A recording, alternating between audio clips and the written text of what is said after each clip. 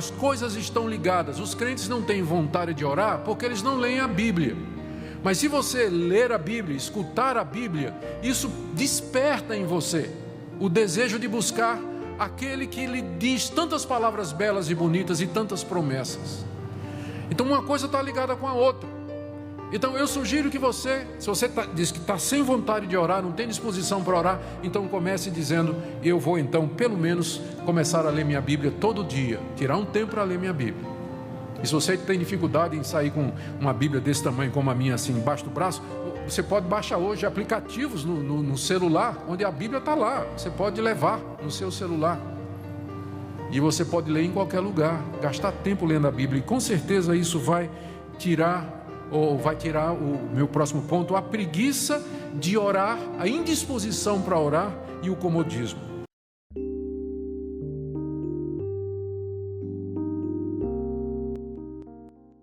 Satanás deseja perturbar a igreja, destruir as almas. Não é à toa que no Pai Nosso, aquela oração que Jesus nos deu, tem uma cláusula que diz assim, que nós devemos orar: não nos deixes cair em tentação. Não nos deixes cair em tentação. Então é pela oração que nós não vamos cair em tentação. Deus age em respostas, então, à oração por isso.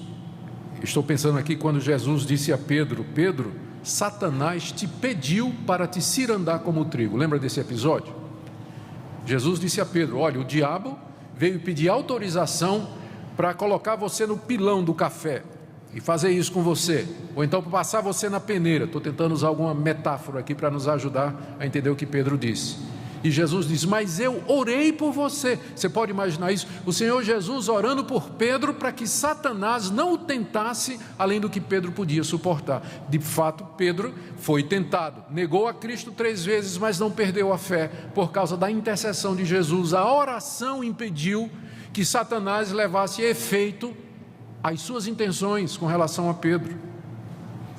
Lá em Efésios capítulo 6, aqui mesmo nessa carta, nós vamos chegar lá, nós vemos que Paulo recomenda que nós ponhamos toda a armadura de Deus para resistir a Satanás, e diz: com toda a oração, como se fosse o azeite pelo qual a armadura, o óleo pelo qual ela desce e é ajustada em nós, a oração fazendo isso.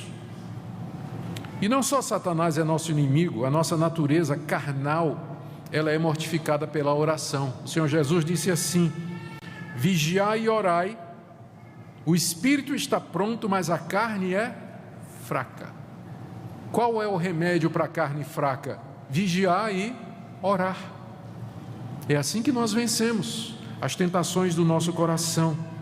Nós sabemos, então, por conta disso, se a Bíblia com tanta clareza relaciona a oração com a vitória sobre a tentação e a vitória sobre a natureza, então nós chegamos à conclusão de que a razão pela qual os problemas ocorrem, as pessoas se enroscam em problemas morais e espirituais, é porque não oram, não gastam tempo com Deus em oração, suplicando a Ele a sua graça, orando: não me deixe cair em tentação. Essa é a segunda razão que eu queria trazer, queridos, nessa noite, pela qual nós devemos orar sem cessar. Primeiro, porque é um dever.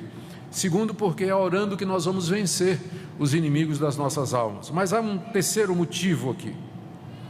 A Bíblia nos diz que nós devemos ser cheios do Espírito Santo. E a maneira pela qual a Bíblia diz que nós nos enchemos do Espírito Santo é mediante a oração. Lá em Efésios capítulo 5, nós vamos chegar lá também, parece que tudo está em Efésios hoje, né? O apóstolo Paulo diz assim: não vos embriagueis com vinho, no qual há dissolução, mas enchei-vos do Espírito. E na sequência diz: orando, falando entre vós, louvando a Deus, buscando ao Senhor. Lá em Lucas capítulo 11, verso 13, depois de ele ter dito: qual é o pai que, se o filho pedir um pão, vai dar uma pedra? O Senhor Jesus acrescenta: muito mais Deus dará o Espírito Santo a quem pedir. O Espírito Santo é dado em resposta à oração. Quando eu falo dado, é dado em plenitude, porque todo crente tem o Espírito Santo. Mas uma coisa é você ter o Espírito Santo, outra é você ser cheio do Espírito Santo. A plenitude do Espírito está ligada à oração. Você tem que pedir a Deus isso. Senhor, enche-me do Teu Espírito, guia-me pelo Teu Espírito, dê que o dia de hoje seja vivido no poder do Espírito Santo. No livro de Atos, nós lemos várias ocasiões em que a igreja se reuniu para orar, e a resposta é, estou pensando aqui em Atos capítulo 4, e foram todos cheios do Espírito Santo. Todos cheios do Espírito Santo em resposta às orações. Essa é a terceira razão. Quarta razão: se nós não orarmos, nós vamos deixar de fazer todo o bem que nós poderíamos fazer.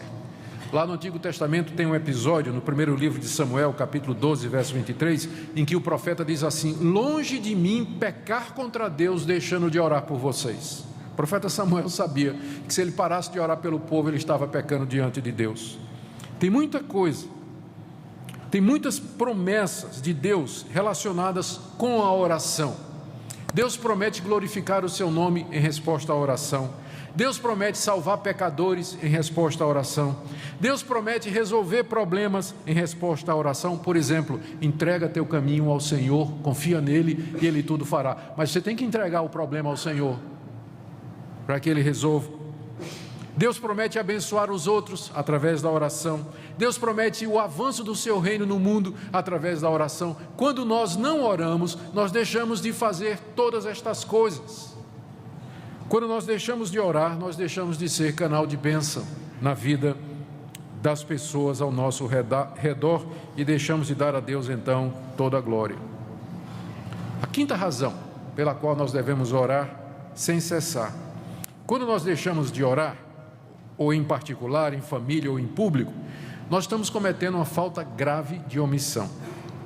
Primeiro, nós estamos deixando de contribuir eficazmente para o avivamento espiritual e a expansão da igreja, porque Deus prometeu que estas coisas viriam em resposta à oração.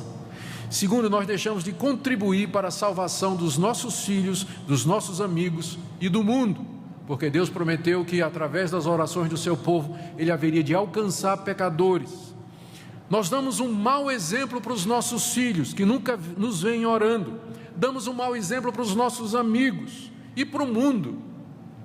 Desanimamos os demais irmãos que gostam de orar e sabem que devem orar e de repente se sentem sozinhos, porque são poucos aqueles que realmente entendem isso. E sobrecarregamos esses irmãos que realmente oram e levam sozinho às vezes o peso da igreja. Por isso que Paulo diz: eu não paro de orar por vocês, eu não cesso de mencionar o nome de vocês diante de Deus. Deixe-me partir para algumas aplicações práticas. O que devemos fazer então? E essa é a exortação, orientação, encorajamento que eu trago para a igreja nessa noite. O que devemos fazer em termos práticos? Eu creio que a primeira coisa é você reconhecer e confessar a Deus a sua negligência. A Bíblia não diz assim: orarás 30 minutos por dia. Ela não diz orarás 2 horas por dia. Ela também não diz em que horário nós devemos orar. Não diz que no monte é mais poderoso. Não diz que de madrugada tem mais efeito. A Bíblia só diz, como Paulo diz aqui: ore sem cessar. Então isso pode ser no trânsito, isso pode ser em casa, isso pode ser com seu marido, com sua esposa, com seus filhos, pode ser na igreja, pode ser no seu trabalho. O ponto aqui da Bíblia é que diariamente, todo dia, você esteja em espírito de oração, em comunhão com Deus. Não gosto de contar a experiência pessoal não, mas vou contar. Eu estava precisando conversar com algum irmão mais experiente para me ajudar com algumas dificuldades que eu estava sentindo no meu coração, e combinei com 2 pastores lá em São Paulo. Peguei o meu carro aqui em Goiânia e fui para São Paulo. E fui dirigindo, eu sozinho. E aí peguei o CDzinho, sabe aquele CD de Bíblia, né? Eu peguei o CD que a Bíblia é falada, aí coloquei lá. Aí fui escutando. E à medida que eu estava escutando, fui escutando Mateus, Marcos, você vai ficar impressionado com que rapidez você consegue escutar o Novo Testamento todo. É bem menos do que você pensa. E comecei a escutar. E Deus falando comigo. E de repente eu me vi falando com Ele. Porque à medida que você ouve a voz de Deus na Escritura, de repente aquilo mexe no seu coração e você começa a reagir. E eu comecei a orar, comecei a cantar, comecei a falar com Deus. Chegou lá em São Paulo, não deu certo conversar com ninguém. Eu disse: Deus, por que o Senhor me mandou aqui? Aí fiz a viagem todinha de volta, ouvindo a Bíblia e orando. Quando eu cheguei, eu estava curado. O que é que Deus queria de mim? Augustos, eu quero que você tire um tempo para ouvir a minha palavra e orar, falar comigo. E gente, que alívio para o meu coração. Falar com Deus, aquelas retas, aquelas estradas, dirigindo e falando com Deus, chorando, clamando diante dele, abrindo o meu coração. Cheguei uma outra pessoa, completamente renovada. Não era homem nenhum que ia resolver meu problema, eu precisava de um tempo com Deus. Precisava de um tempo com Deus. Então, a primeira coisa que nós temos que fazer é reconhecer e confessar a Deus a nossa negligência e dizer a Deus: eu quero que o Senhor me perdoe, porque eu não tenho gastado tempo em oração com o Senhor. Me perdoe que eu não estou fazendo isso que Paulo está dizendo aqui. Eu não oro, não é nem por mim, eu não oro é por ninguém. E quando eu vou orar, eu só penso nos meus problemas. Peço que o Senhor me perdoe. Em seguida, vamos remover os obstáculos. Primeiro, falta de leitura bíblica. Eu já notei que as coisas estão ligadas. Os crentes não têm vontade de orar porque eles não leem a Bíblia. Mas se você ler a Bíblia, escutar a Bíblia, isso desperta em você o desejo de buscar aquele que lhe diz tantas palavras belas e bonitas e tantas promessas. Então uma coisa está ligada com a outra. Então eu sugiro que você, se você diz que está sem vontade de orar, não tem disposição para orar, então comece dizendo: eu vou então pelo menos começar a ler minha Bíblia todo dia, tirar um tempo para ler minha Bíblia. E se você tem dificuldade em sair com uma Bíblia desse tamanho como a minha, assim, embaixo do braço, você pode baixar hoje aplicativos no celular, onde a Bíblia está lá, você pode levar no seu celular. E você pode ler em qualquer lugar, gastar tempo lendo a Bíblia, e com certeza isso vai tirar o meu próximo ponto, a preguiça de orar, a indisposição para orar e o comodismo. Também remova outro obstáculo, que é a falsa humildade, do tipo assim: minha oração não vale nada, eu sou tão pequenininho, né? Só aqueles irmãos espirituais é que Deus ouve. Isso não é verdade. A eficácia da oração não está relacionada com o tamanho de A ou de B, mas que a oração é feita em nome de Jesus, Ele é o nosso mediador. A oração do pastor não é mais poderosa do que a sua, porque o pastor é um pecador que precisa da mediação de Cristo, como você também. Ele é o nosso mediador, por isso que as orações são eficazes. Também para com esse falso conceito: não preciso orar porque Deus já sabe. Já mostrei para vocês o exemplo de Paulo. Se tinha alguém que cria na soberania de Deus, na eleição e na predestinação, era o apóstolo Paulo, mas era um homem de oração. Uma coisa não impede a outra. Dizer que não tem tempo, nós temos tempo para tanta coisa, tanta coisa. Alguns dizem: eu não tenho confiança em Deus porque já orei, mas Deus não me respondeu. Talvez você não pediu a coisa certa, da maneira certa, no tempo certo e da forma correta. Mas Deus sempre responde às orações do seu povo. E o fato de que você orou algumas vezes e Deus não lhe deu o que você queria, não quer dizer que Ele não vai lhe dar o que Ele quer e que acha melhor para a sua vida.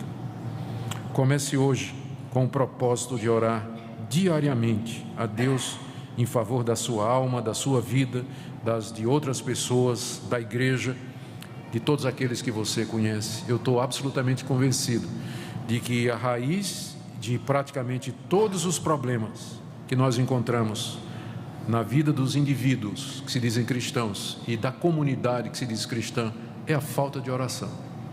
Porque quando nós começamos a orar, tudo se esclarece, tudo fica claro. Deus nos responde naquele exato momento e de repente tudo se transforma. Que Deus aplique essa palavra ao nosso coração, irmãos, e que Ele nos desperte para o buscarmos em oração todos os dias. Por isso, também eu, tendo ouvido a fé que há entre vós no Senhor Jesus e o amor para com todos os santos, não cesso de dar graças por vós, fazendo menção de vós nas minhas orações. Quando negligenciamos a oração, deixamos de lado a intimidade que devemos ter com o nosso Senhor. A oração não deve ser vista apenas como um dever ou uma obrigação religiosa. Ela é uma oportunidade de alimentar nosso relacionamento com aquele que nos amou primeiro. Quando oramos, estamos nos conectando com o coração de Deus, buscando sua vontade e reconhecendo nossa total dependência dele. Além disso, a falta de vontade para orar pode indicar que temos nos enchido com as distrações do mundo. Em Lucas 21:34, Jesus nos adverte: "E cuidai por vós mesmos, para que nunca vos suceda que o vosso coração se sobrecarregue de glotonarias e de embriaguez e das preocupações da vida." O ritmo acelerado da vida moderna, as inúmeras distrações e as preocupações cotidianas podem nos afastar da comunhão com Deus. Ao invés de buscá-lo, buscamos conforto em outras coisas. Assim, caímos na tentação de priorizar tudo, trabalho, lazer, redes sociais, em detrimento de nosso tempo a sós com o Senhor. Outro ponto importante é que, quando nos sentimos sem vontade de orar, muitas vezes é também um reflexo de nossa falta de fé. Tiago 1,6 nos ensina que devemos pedir a Deus em oração com fé, não duvidando. Se esquecemos de quem Deus é e de sua capacidade de responder às nossas orações, perdemos o fervor e a motivação para buscá-lo. A oração deve ser o nosso abrigo, um espaço onde encontramos paz e direção, e não um mero ritual. Em Salmo 145:18, nos é dito que o Senhor está perto de todos os que o invocam, de todos os que o invocam em verdade. O Senhor não só ouve nossas súplicas, mas Ele também promete estar conosco. Se nos lembrarmos de sua proximidade, isso deve nos impulsionar a buscá-lo fervorosamente. A oração nem sempre será algo que virá naturalmente, especialmente quando nos encontramos em um estado de apatia. Em Romanos 12:12, Paulo nos encoraja a ser perseverantes na oração. Precisamos estabelecer momentos regulares de oração em nosso dia, mesmo que no início isso exija um esforço consciente. A disciplina da oração pode, com o tempo, transformar o nosso desejo, levando-nos a um lugar onde a oração se torna uma fonte de alegria e descanso. Além disso, buscar a companhia de irmãos na fé pode ser um poderoso estímulo. Em Mateus 18:20, Jesus nos assegura que, onde estão 2 ou 3 reunidos em meu nome, aí estou no meio deles. A oração comunitária não apenas edifica a igreja, mas também nos motiva. Quando vemos outros orando, somos encorajados a fazer o mesmo. Estabeleça um grupo de oração ou se envolva em um ministério de intercessão. A união em oração é uma força poderosa.